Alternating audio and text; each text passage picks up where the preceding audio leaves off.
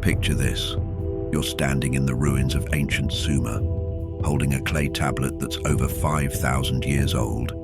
And on this tablet's surface, there is a wedge-shaped writing telling a story that makes your hands shake. Not because it's violent or disturbing, but because of what it claims to be, a historical record of when gods ruled Earth. But the gods discussed on these tablets are not the distant, unknowable gods of most religions. These are beings with names, families, and funny enough, job descriptions. Beings who arrived in flying vehicles, established mysterious operations, and even created a workforce by genetically engineering primitive humans. The Sumerians called them the Anunnaki, and according to the tablets you're holding, they weren't myths. They were real, and they walked the same ground, breathed the same air, and shaped human civilization in ways we're only beginning to understand. But what if there is a huge flaw in this story?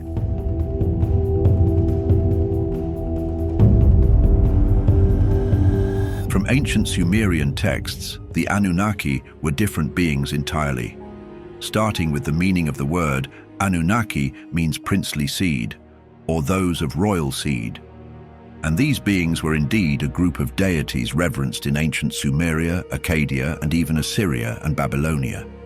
According to Sumerian texts, these deities descended from the sky god called An, and were assigned duties as a divine council. Their major rule? Decree the fate of man. So you could say that they held the fate of mankind in their hands, deciding what happens to whom and when. Simply put, they were the overseers of cosmic order, law, and kingship. Like how the Olympian gods were revered in Greece, the Anunnaki deities were the most revered of all.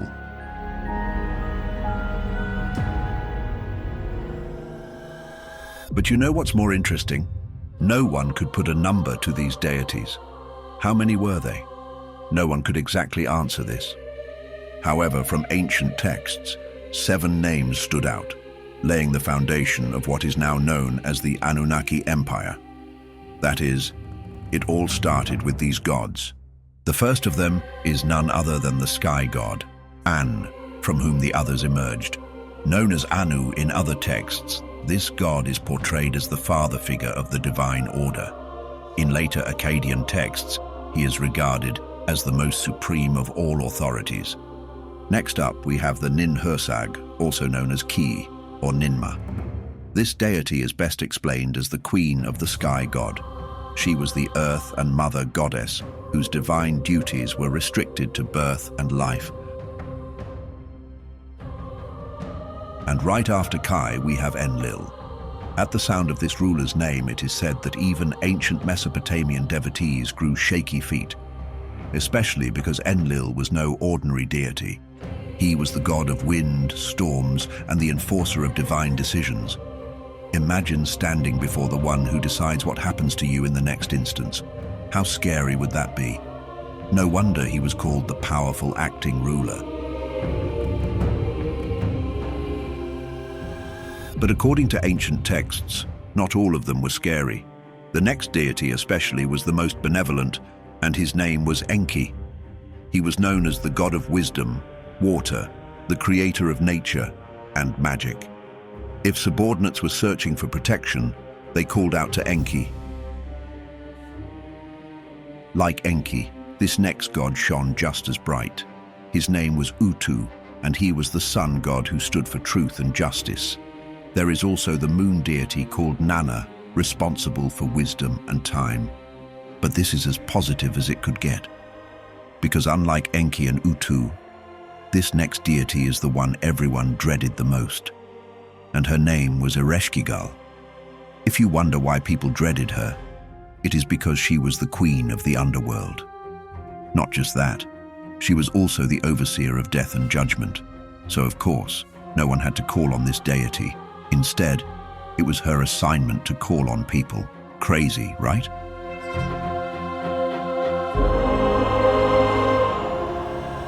But things were not as bizarre as modern-day interpretations made them to be. According to ancient Sumer texts, these deities were all assigned to maintain a fluid balance between heaven, earth, and the underworld. The core function of the seven deities and their host of lower-ranking deities was simple: decree the fate of the people, maintaining balance across all spheres and enforcing moral and legal order on the humans they created. Sounds pretty normal, right? As a matter of fact, the ancient texts state that the oldest humans were glad to simply tend to the temples and participate in whatever divine order was decreed. And everything seemed fine, up until the rebellion.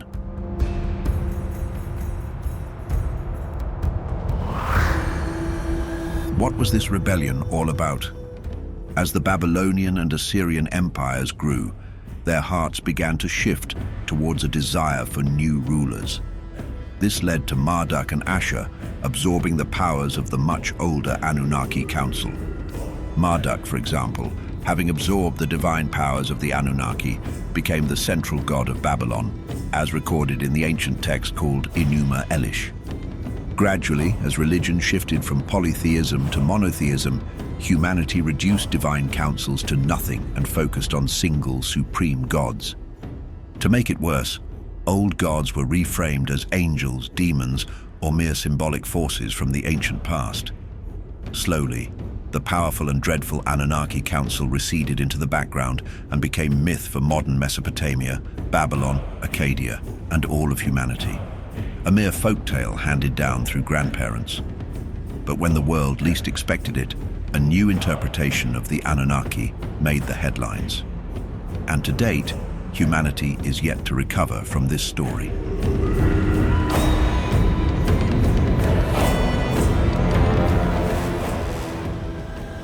In 1976, a new theory about the Anunnaki shook the world. When everyone least expected, a man labeled everyone as wrong and himself right. His name was Zecharia Sitchin. A well-known journalist and author, Sitchin finally struck gold when he released a book we can call abominable. The title? The 12th Planet. But this book was only the first of his Earth Chronicles series, and through the release of this series, the study of an unrivaled civilization took a different turn. How so? Remember how ancient Mesopotamian texts described the Anunnaki as deities who descended from the sky god and ruled humanity for law and order's sake? Zecharia Sitchin posed a big question that no one ever stopped to think about. What if the ancient texts were interpreted wrongly?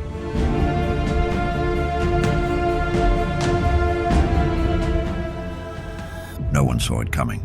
While it is one thing to make suggestions and additions to ancient texts or history, challenging the roots is a different game. So, when Sitchin proposed this radical theory, radical backlash awaited him. But he pushed on. According to Zecharia, the ancient Mesopotamian and Sumerian texts held information different from the knowledge handed down through generations. Zecharia, having studied these tablets himself for over 30 years, finally admitted his findings. In his work, Sitchin reveals that the texts describe the Anunnaki as extraterrestrial beings who came to Earth from a planet yet undiscovered by scientists to this day.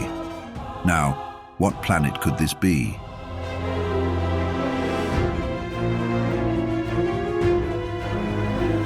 From studying the ancient cuneiform tablets for over 3 decades, Sitchin learned that the Anunnaki lived on a planet called Nibiru, a massive world with an extremely elongated orbit that takes approximately 3,600 years to complete a single revolution around our sun. Think about that for a moment. While Earth orbits the sun once per year, Nibiru spends most of its time in the cold, dark outer reaches of our solar system, only occasionally swinging through the inner planets before disappearing again for millennia. A rogue planet following a path so unusual that ancient astronomers should not have known about it at all. But the Sumerians knew about it. They showed it in cylinder seals and astronomical texts as a large celestial body among the other planets.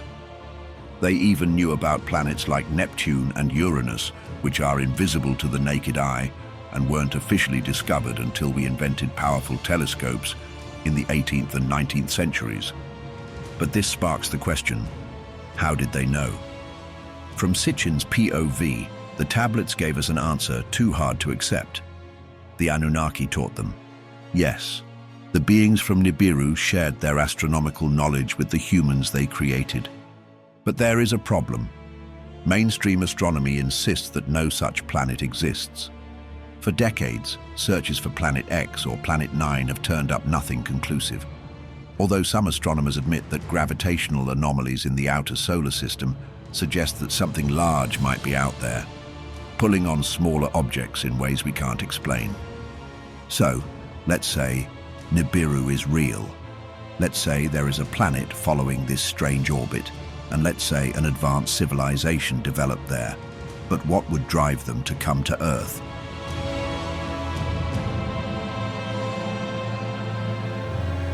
According to Sitchin's translation, there is a great sob story behind the Anunnaki. Once upon a time, Nibiru was dying. The planet's atmosphere was deteriorating at such a fast rate, unable to retain heat properly. As the atmosphere thinned, the surface temperature began dropping. At this rate, the Anunnaki faced extinction within generations. Unless they discovered a solution, of course. Then, voila, there was one. Upon examination, the Nibiru scientists learned that dispersing fine particles of gold throughout the upper atmosphere would create a reflective shield, bouncing heat back toward the surface and stabilizing the climate. But this whole engineering jargon pointed to one thing. The Anunnaki needed gold, lots of it. And unfortunately for this hidden planet, its natural resources lacked this very vital deposit. So they looked outward. Their astronomers mapped nearby planetary systems, searching for worlds rich in precious metals. And they found one perfect candidate, a water-rich planet teeming with life, geologically active, and most importantly, abundant in gold deposits near the surface, planet Earth.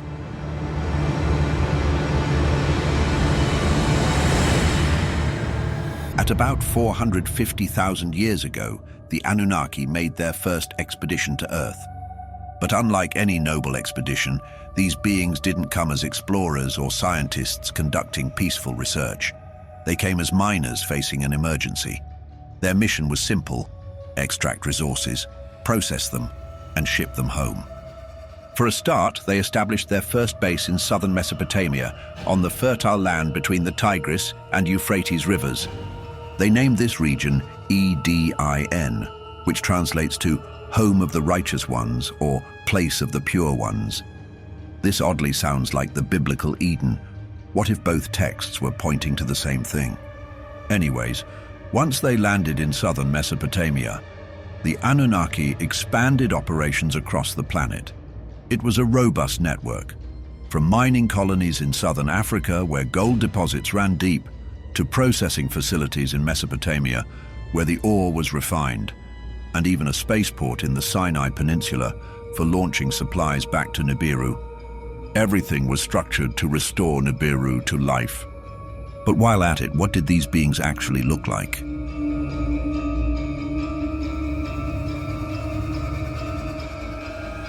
The Sumerian tablets and artwork provide surprisingly detailed descriptions of the Anunnaki's physical form. And what they describe is both familiar and unsettling. Firstly, they were humanoid: 2 arms, 2 legs, 1 head, with a bipedal posture. So in basic structure, they resembled humans enough that interbreeding was possible, which becomes important later in the story. But this is where the similarities ended. Because on the subject of height, the Anunnaki were giants by human standards. According to Sitchin's account, they stood between 8 and 12 feet tall, towering over the primitive humans who first encountered them. Imagine seeing a being that tall in person, not CGI tall, but actually standing before you. The psychological impact would be immense. No wonder humans worshipped them as gods. Their facial features were more angular than ours, with large, penetrating eyes. In addition, they had long limbs perfect for their height, making their movements seem graceful despite their size.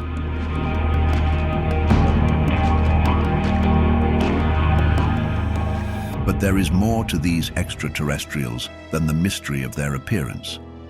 Anunnaki weren't a single entity or even a small group. They were an entire civilization with thousands of individuals, complex family structures, and a hierarchy as complicated as any human government. To understand their empire, we need to understand who held power, who made the decisions, and whose personal rivalries would shape not just Anunnaki history, but human history as well. According to Sitchin's theory, the hierarchy of the Anunnaki rulers was a different story entirely. Anu remained the sky god and supreme ruler, but this time Nibiru was his kingdom, one so important that he rarely left. But remaining within the borders of Nibiru could not save him from the catastrophe of his offspring, Enki and Enlil. Born to two different mothers according to Sitchin, both Enki and Enlil were extremely powerful. So powerful that they both believed they deserved supreme authority over the Earth colony. This succession dispute would drive conflicts for millennia and ultimately determine humanity's fate. And this was where it all started. Enlil was the firstborn son through Anu's official wife, making him the legitimate heir by Anunnaki law. So when Anu appointed administrators for Earth, Enlil received the title of overall commander. He oversaw all operations from mining to administration to interactions with the primitive humans. The texts describe him as stern, authoritarian, and absolutely committed to maintaining order and hierarchy. Enlil believed in law, structure, and the divine right of the Anunnaki to rule. He saw Earth as a resource to be exploited, and humans as a workforce to be managed. Efficient, yes, but cold. The Sumerians feared Enlil more than they loved him, and for good reason. He was the kind of leader who made decisions for the greater good, even when those decisions involved suffering for individuals. Then, on the flip side, there was Enki, the chaos to Enlil's order. While Enki was Anu's firstborn son chronologically, his mother wasn't Anu's official wife, so Enki was considered illegitimate in terms of succession. He should have ruled Earth. By age, by capability, by brilliance, he deserved it. But law and tradition denied him what he believed was rightfully his. So Enki made himself indispensable. While Enlil administered, Enki was the chief scientist, the master engineer, the genetic architect. He established his base in the Abzu, and from there, Enki directed the mining operations and conducted bizarre experiments. He studied the native hominids on Earth, the primitive ancestors of modern humans. And when the Anunnaki workers rebelled against their grueling labor in the mines, it was Enki who proposed the solution that would alter the course of planetary history, create a worker species. Enlil followed the rules. Enki broke them. And humanity became both the product of their conflict and the reason it eventually escalated beyond control. But they weren't the only players in this cosmic drama. There was Ninmah, the half-sister to both Enlil and Enki. She served as chief medical officer and head of the science division. When Enki proposed creating a worker race through genetic engineering, Ninmah was the one with the biological expertise to make it happen. Then there is Inanna, the granddaughter of Enlil, and just as ruthless. There was also Marduk, Enki's firstborn son, who believed he deserved supreme authority over Earth based on his lineage. As Babylon rose to prominence, Marduk positioned himself as its supreme deity and directly challenged Enlil's rule, contributing to the fall of the Anunnaki Empire. And lastly, there were the Igigi, also known as the least of the gods who served the rulers.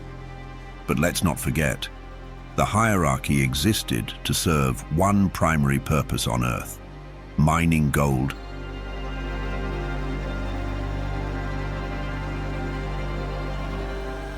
For thousands of years, the Anunnaki ruled Earth with absolute authority. But this reign was not a peaceful one. Instead, it was marked by hard labor, genetic experimentation, and devastating conflicts. But at first, It all seemed good. They kick-started their mining operations in southern Africa, in a region that the texts call Abzu. The laborers, called Igigi, worked in their thousands, digging deep underground tunnels to extract ore from the earth. The shocking part?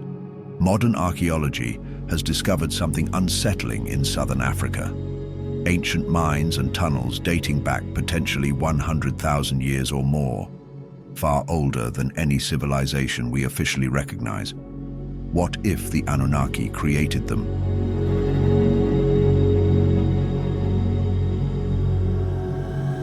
Despite the passion to save their planet, there was no denying that the work was brutal, even for the physically superior Anunnaki. For approximately 150,000 years, the Igigi labored in these conditions. Generation after generation of Anunnaki workers descended into darkness, extracted ore, processed it, and shipped it home. And with each generation, resentment grew. Then, around 300,000 years ago, according to Sitchin's timeline, the Igigi had had enough. They protested against the grueling mining work so much that the rulers had to make a decision: teach them a lesson for rebelling or ease their burden. The latter idea, which was proposed by Enki, won. Why kill the rebels when you could replace them? So Enki and Ninmah began the most audacious experiment in Earth's history. They would create a new species, a workforce engineered specifically to serve the Anunnaki, humans.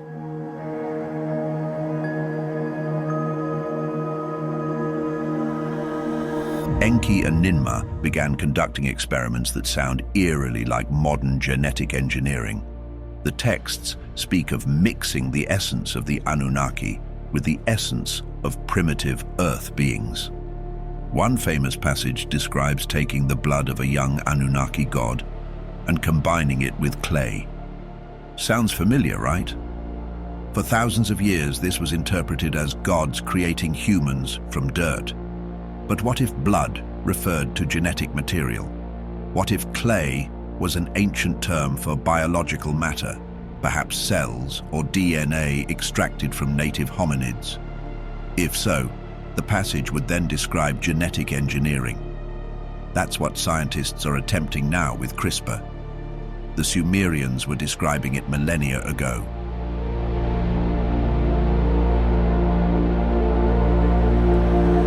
Finally, they succeeded.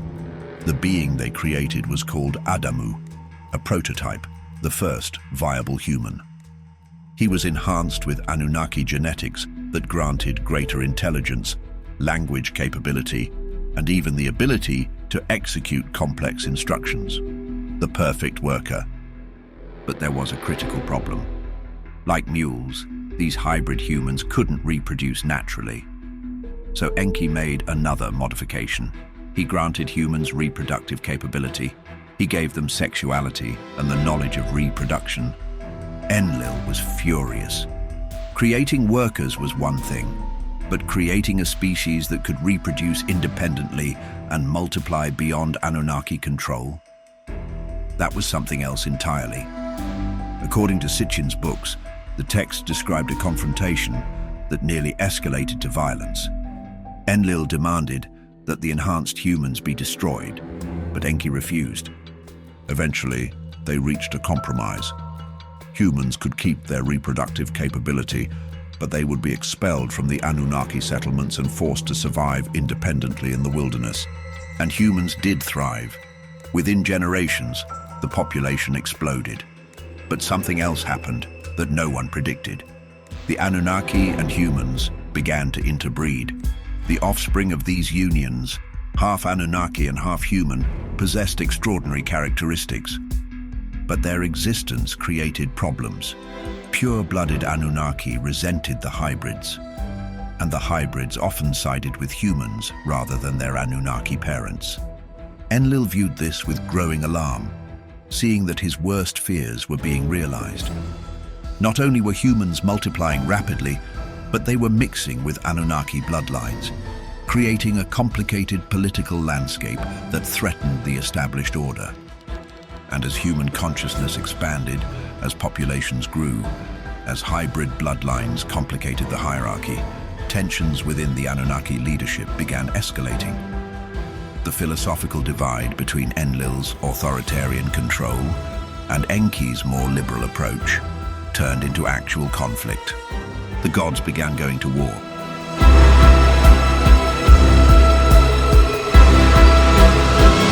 According to Sitchin's theory, things went haywire from here. Now, the only issue was not about the growing human and hybrid population. Things were also heated within. Through escalating conflicts between rival factions, the Anunnaki Empire began to crumble. Marduk, Enki's son, challenged Enlil's authority over Earth, triggering devastating wars that the texts describe with chilling detail. Weapons that turned stone to dust, brilliant lights that blinded armies, and plagues that killed without touching. Some researchers even interpret these as nuclear weapons and biological warfare, while others liken them to the biblical 10 plagues. But in the end, the planet Earth had had enough. With its gold resources depleted, there was a natural catastrophe around the corner, a great flood.